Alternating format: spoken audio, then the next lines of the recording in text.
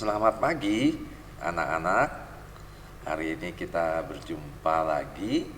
Kita akan belajar tentang pengenalan MS Excel, ya anak-anak. MS Excel. Ayo kita mulai. Bapak sudah siapkan filenya. Ini anak-anak lihat. Kalau kita membuka MS Excel, maka kita akan melihat tampilan seperti ini, ya, tidak termasuk tulisannya. Tampilan seperti ini, anak-anak, maksud Bapak, ya, seperti ini. Jadi ada kotak-kotak kecil banyak sekali seperti ini, ya. Oke, ini tampilan ini, kotak-kotak kecil ini dinamakan worksheet, ya anak-anak, worksheet. Kita kembali ke sini, sheet 1. Worksheet. Worksheet itu apa? Worksheet itu adalah lembar kerja, ya. Worksheet. Ketika kita membuka Excel, selalu ada tampilan 3 worksheet di pojok kiri bawah. Anak-anak lihat yang Bapak lingkarin ini, ya, di gerak-gerakan ini. Ini adalah worksheet 1, sudah Bapak tulis, ya, untuk pembelajaran hari ini. Lalu ini worksheet 2 atau sheet 2, worksheet 3 atau sheet 3, semuanya sama tampilannya, ya. Worksheet ini, lembar kerja ini ada 3, bisa kita tambah worksheetnya jadi banyak, ya. Caranya menambah, klik tanda yang di sini, anak-anak lihat di sebelah sheet 3, ya, diklik, maka akan bertambah 1 worksheet 4 seperti ini, ya. Lalu worksheet juga bisa kita kurangi, ya, dihapus. Caranya misalnya kita mau membuang worksheet 4 yang tadi, yang baru kita tambah, kita mau buang worksheet 4, sheet 4 ini. Caranya klik sheet 4, tunjuk namanya, lalu klik kanan. Sesudah itu pilih delete, ya, delete. Nah, sheet 4-nya sudah hilang anak-anak, tidak ada lagi, ya. Tinggal sheet 1, sheet 2, sheet 3. Jadi worksheet bisa ditambah, bisa dihapus, dikurangi. Bisa juga digeser, ya anak-anak, coba lihat. Ini sheet 3, kita mau geser ke antara sheet 1 dan sheet 2, ya. Caranya diklik sheet 3-nya, jangan dilepas, tahan, geser ke sini, ya. Nah, lihat sekarang urutannya sheet 1, sheet 3, sheet 2. Jadi bisa digeser-geser, ya, sheetnya, posisinya. Nah, sekarang kita kembali lagi menggeser sheet 2, kita geser ke sini. Nah, urutannya jadi urut lagi, sheet 1, sheet 2, sheet 3. Jadi bisa digeser worksheet, bisa juga diganti namanya. Misalkan Bapak mau mengganti nama sheet 2 menjadi nama lain misalnya, ya. Coba Bapak klik kanan, caranya klik kanan, lalu pilih rename. Rename, ya, menamai ulang. Kita klik rename, maka sheet 2 tulisannya menjadi hitam. Tinggal kita tekan tombol backspace, lalu kita kasih nama baru. Misalnya kita kasih nama kelas 5, Ya, kalau sudah enter. Jadi sheet 2 tadi sudah berubah namanya menjadi sheet kelas 5. Seperti ini. Ya. Jadi worksheet bisa ditambah, bisa dikurangi, bisa digeser, bisa diganti namanya. Terserah kita. Lalu anak-anak lihat lagi di sini. Di sini ada huruf abjad, lalu di sebelah kiri ada angka urut, ya. Anak-anak lihat, kalau deretan kotak-kotak kecil ini dari atas ke bawah itu dinamakan kolom, ya, bahasa Inggris, atau kolom bahasa Indonesianya. Pengertian kolom adalah deretan kotak segi 4 dari atas ke bawah, ya. Dari atas ke bawah ini namanya kolom G. Kalau ini kolom H, kalau ini kolom I, dan seterusnya, ya. Lalu ada lagi deretan kotak dari kiri ke kanan. Kalau ini namanya row, ya, row bahasa Inggris, atau baris bahasa Indonesia. Yang dimaksud dengan baris dengan row adalah deretan kotak segi 4 dari kiri ke kanan, ya, kotak segi 4 dari kiri ke kanan. Ini row. Jadi ini baris 4, ini baris 5, ini baris 2. Anak-anak lihat, ini berwarna kuning, ya, menunjukkan baris. Sudah paham anak-anak? Nah, kolom dan baris ini sangat banyak di worksheet, ya. Kita lihat, coba kita lihat anak-anak. Ini kolom G, ya. Kita coba jalan pindah sampai kolom Z. Sesudah kolom Z, maka namanya berganti. Kolom AA, AB, AC, AD, dan seterusnya sampai kolom AZ. Sesudah AZ, dia akan ganti nama lagi menjadi BA, BB, BC, dan seterusnya sampai BZ dan seterusnya. Pertanyaannya, ada berapa banyak kolom di dalam satu worksheet, ya? Coba kita lihat.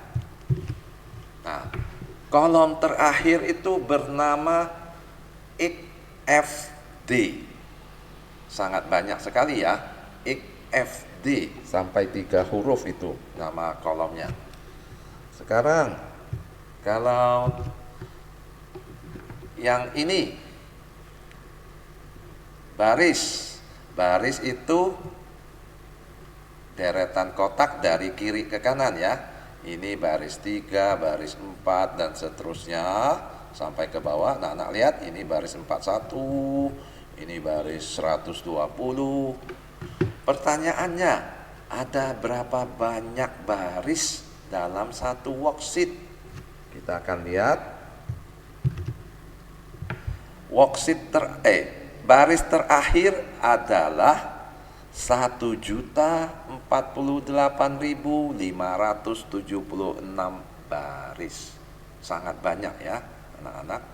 Jadi dalam satu worksheet itu kolomnya sampai bernama IFD, barisnya sampai 1 juta lebih.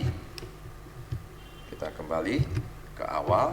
Nah, jadi anak-anak jelas ini pengertian kolom, pengertian row, baris. Lalu karena banyak sekali jumlah kolom dan baris, maka Excel dinamakan juga program spreadsheet, ya. Spreadsheet artinya lembar kerja yang lebar. Spreadsheet karena begitu banyak kolom dan barisnya. Lalu sekarang ada pengertian sel. Anak-anak lihat kotak di sini ya, kotak segi 4. Ini satu kotak ini namanya sel. Sel adalah pertemuan kolom dan baris. Kotak ini adalah pertemuan kolom H, berwarna kuning ini ya, H, dan baris 3. Baris ketiga. Jadi sel itu diberi nama sesuai posisinya, sesuai koordinatnya. Koordinat sel itu adalah penulisannya kurung buka, kolom apa, berupa huruf, koma, baris keberapa, berupa angka, lalu kurung tutup. Contoh ya, sekali lagi di sini. Ini adalah sel dengan koordinat dengan posisi F3. Ya, kita bisa juga lihat di sini koordinat selnya F3 di sini.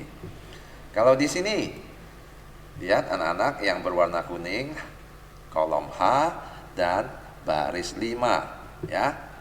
Tertera di sini juga, anak-anak lihat H5, berarti koordinat sel ini, kotak ini adalah H5. Kalau di sini, nah ini adalah G11, anak-anak lihat di sini. Kalau di sini, ini koordinat selnya adalah A1, di sini A3 dan sebagainya.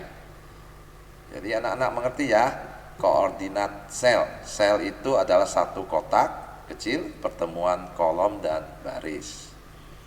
Koordinat sel sudah tadi ini. Lalu ada istilah range ya. Range itu adalah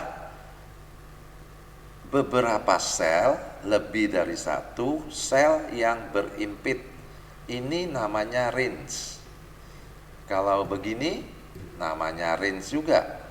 Kalau begini namanya range juga. Kalau begini namanya range juga. Jadi anak-anak paham ya, range itu adalah, ini bukan range karena cuma satu kotak. Tapi kalau begini, nah ini adalah range ya. Beberapa sel yang berimpit. Pokoknya lebih dari satu sel. Ini range. Nah, ada lagi yang akan nanti sering kita pelajari, border. Anak-anak lihat, kotak kecil ini, sel kotak ini dibatasi oleh garis. Ya, di sisi kiri, di sisi kanan, di sisi atas, di sisi bawah. Di sini ada garis tipis-tipis ya. Ini tidak akan tercetak kalau kita mencetak suatu tabel. Tapi kalau kita mau membuat garis pembatas yang lebih tegas, kita harus memberi border. Apa itu border? Anak-anak lihat ya. Di sini untuk memberi border kita memakai ikon border di sini. Anak-anak lihat. Border ya, di sebelah ikon underline. Border. Kita klik segitiga kecilnya, maka akan muncul seperti ini. Pilihannya ya. Border bawah, border atas, border kiri, border kanan, dan seterusnya. Seandainya Bapak kasih border ini, all border, ya, kotak G3, kita kasih all border. Nah, coba. Nah, sekarang sudah ada border di sel G3. Kalau Bapak begini, membloknya, ya. Ini range, ada 4 kotak sel. Bapak pilih segitiga. Lalu Lalu Bapak pilih all border, klik. Nah, anak-anak lihat di sini 4 sel ini memiliki border, ya. Border kiri, border kanan, border atas, border bawah, border di tengah, ya, seperti ini.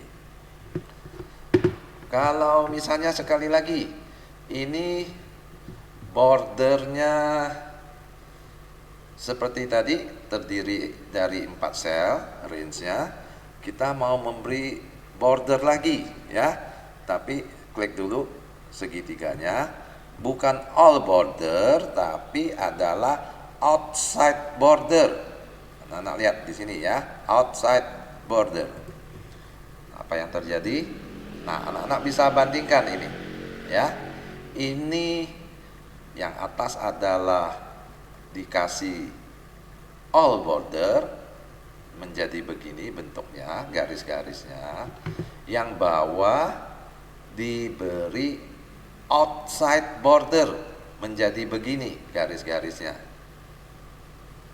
Jelas ya anak-anak perbedaannya. Kalau outside border itu cuma garis tepi kiri kanan atas bawah yang ada. Kalau all border, garis tepi kiri kanan atas bawah tengah di bagian dalam juga mendapat border. Kalau kita mau menghapus border, caranya di blok yang mau dihapus itu, ya, seperti ini. Lalu kita pilih lagi segitiga di bordernya. Lalu kita pilih no border, ya. Bapak klik. Nah, apa yang terjadi? Bordernya hilang. Jadi untuk menghapus border seperti ini, kita blok border yang mau dihapus, klik segitiga kecilnya, lalu pilih no border, no border. Nah, bordernya menjadi hilang, ya. Pilih lagi. Nah, seperti ini. Jadi anak-anak jelas ya, border itu adalah garis tepi, garis batas pada suatu sel atau beberapa sel. All border itu memberi garis batas pada semua sel.